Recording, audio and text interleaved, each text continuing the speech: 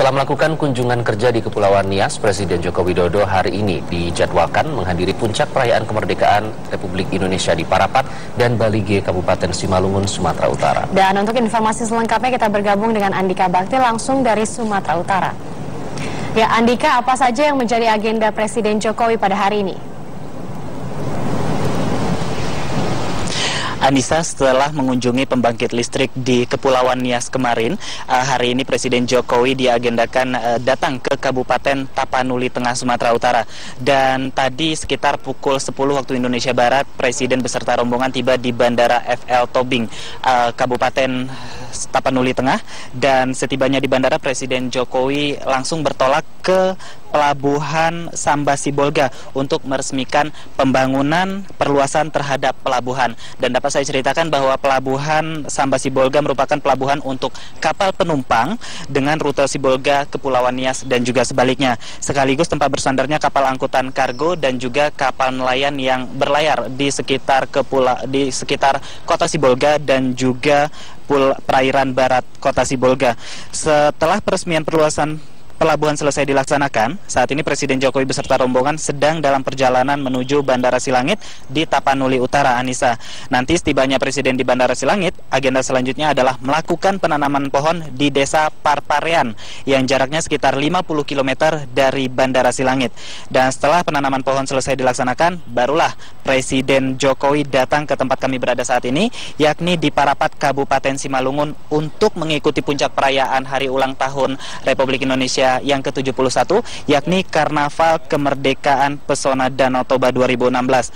Dan pada pukul 19:30 waktu Indonesia Barat nanti, Presiden dan rombongan akan menyaksikan persembahan Festival Panggung Apung yang diisi dengan penampilan sejumlah kesenian seperti opera Batak serta penampilan dari grup band papan atas Indonesia lainnya.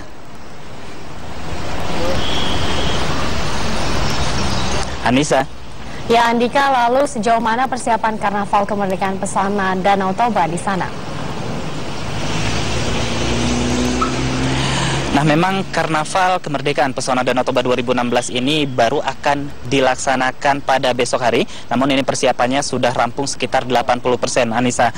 Seperti misalnya pembersihan di sekitar kawasan Danau Toba yang sudah selesai dilakukan. Begitu juga dengan pembenahan jalan untuk pelaksanaan Karnaval besok. Misalnya Jalan Sisi Mangaraja yang merupakan jalan protokol di Balige. Selain dilakukan pengaspalan, tembok pembatas jalan yang berada di pasar, tepatnya di depan pasar, ini juga sudah ditiadakan. Hal ini dilakukan agar tidak menghambat iring-iringan karnaval yang dipimpin langsung oleh Presiden Jokowi besok.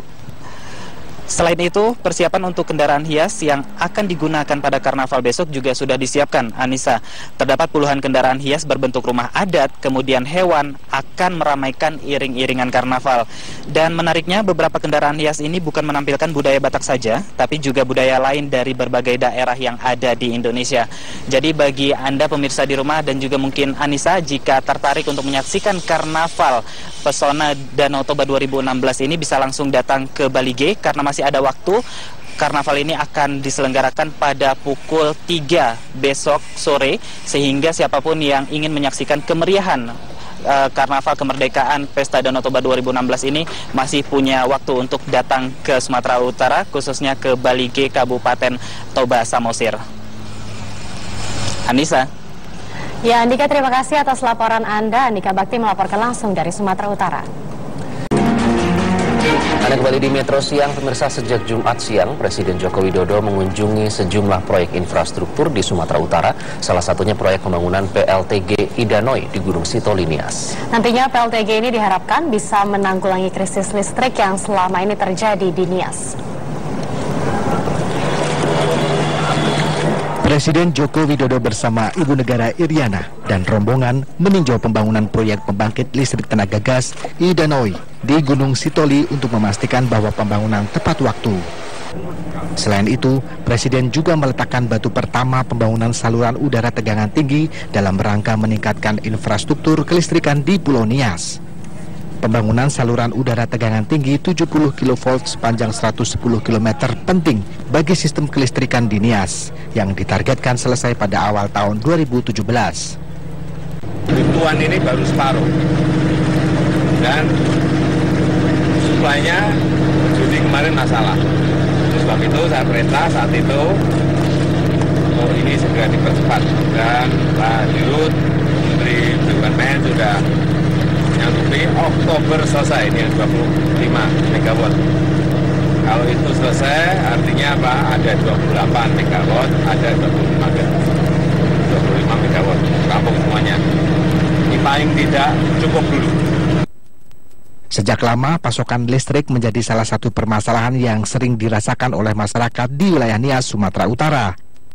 Bahkan pada April lalu, krisis listrik yang terjadi akibat pemutusan sepihak dari pihak penyedia listrik memaksa sejumlah warga menggunakan genset untuk memenuhi kebutuhan pasokan listriknya. Akibatnya Pulau Nias gelap gulita karena masalah PLN dengan pihak American Power Energy sebagai pemilik pembangkit listrik tenaga diesel di Nias menuntut PLN membayar biaya sewa belasan miliar rupiah. Itu kami anggap seperti kita dikorbankan, ya, seperti kita dikorbankan oleh PLN. Bahkan sudah saya ngomong di pusat, ya, apakah karena kami ini tidak bisa memberontak, ya, sehingga kami diabaikan, sehingga kami adalah ya sudah tahu masalah tapi itu tidak ditangani dengan serius. Untuk mengatasi pemadaman yang berlanjut, pemerintah menyiapkan mesin baru berkapasitas 28 megawatt untuk dapat memenuhi kebutuhan listrik warga Nias. Tim Liputan, Metro TV.